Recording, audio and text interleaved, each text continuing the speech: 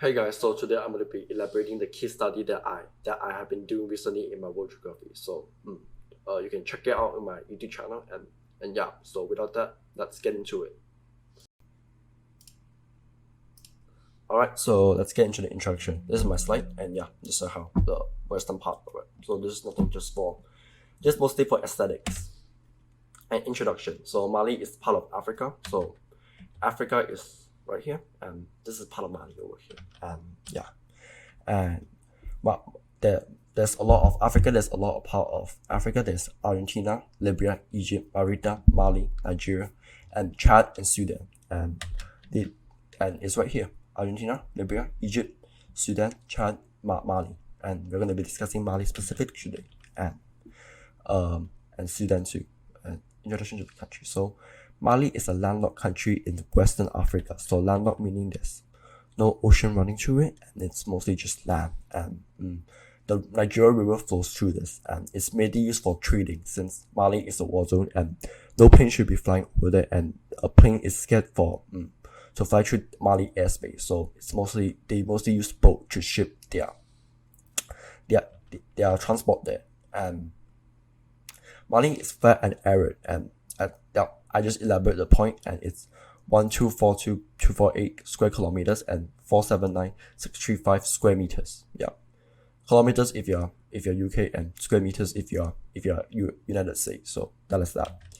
And is it a regional or local issue? So the desertification issue for this study only affects Africa specifically, but it's also affecting parts of Asia too. But it isn't a widespread problem in Asia, but it's mostly leading to a regional issue in Africa because it's caused by overpopulation and overgrazing. Overpopulation and overgrazing only affects specific parts of countries. So in this case, Africa. And this is the map over here, and we're focusing on Mali because Mali is the most threatened by desertification, and the Sahel and the Sahara. Sahara is a desert and Sahel is an area. So keep that in mind. Alright, so next, the map over here we just discussed. And Mali is a state. A state is an area within the country that have a specific political organization. Basically, a state is kind of like Kuantan. Kuantan is a state, and Malaysia is the country. So different states have different political organization. Kuantan has its own organization, and KL has its own organization. So they can't be classified as one, but they both have their own similarity, and the political organization do discuss together. And I got that off of Wikipedia. And Mali is a state, and Mali is a country that is very in poverty, especially 60% of people live in villages and town, and that's pretty bad. And 40% of people live in houses, but their houses are poorly constructed. And if there's a natural disaster, right, like tsunami or tornadoes or what that I discussed previously in world geography or of science, their houses is going to be completely destroyed, and most people can't find a job there. They just farm for a living, and so that's the reason why they can't find a job, because of lack of education and overpopulation, because of lack of female education, and their family preference traditional. They don't really education, so they just follow on the trend, and it's not doing good for them. And this is the population rate, and you see there's a lot of babies over here, and there's a lot of young people, but there's a lot of less old people. But yeah, that 19658,023, that's a lot compared to other countries. And as I said, my last sentence is overpopulated because of female preferences, family preferences, and lack of female education. The graph over here is one population pyramid, and it just proves that the population is still increasing because there's still a lot of young people that isn't educated, and so the cycle just keeps on going on and on. And this is the GPT, and also compare and contrast America and Mali. America is almost at 400,000 to 600,000, while Mali just plainly stuck at zero from 1990 until 2022. And obviously, American GDP just skyrocketed to the sky, well, flying to the moon. Well, Mali is almost completely flat until 2020, which is bad, but you can see a tiny increase, but it's like barely making a dent in their GDP. And the causes is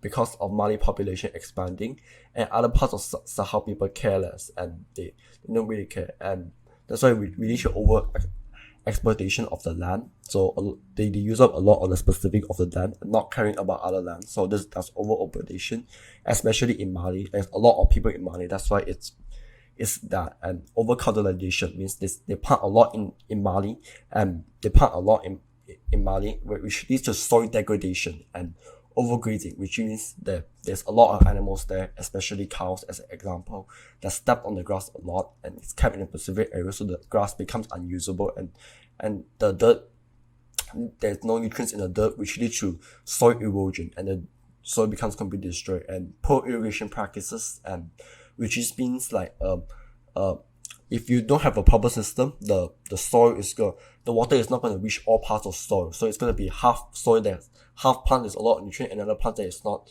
that doesn't have a lot of nutrients, which is also part of the desertification, which is not good. And this is a widespread problem affecting more than 100 countries, but it affects Africa the most, and sometimes even hitting the poorest and most vulnerable countries. So that's not good. And most of them is farming, according to the United Nations.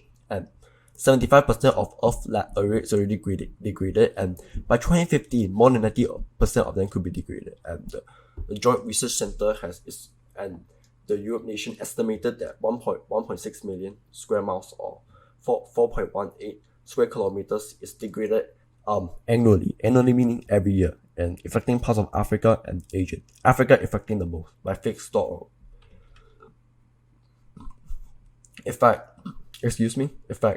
According to relief.org, UN said that 99% of Mali is threatened by desertification, which 99%, and it's mostly human activity that results over exploitation, desertification, over exploitation, over culturalization, and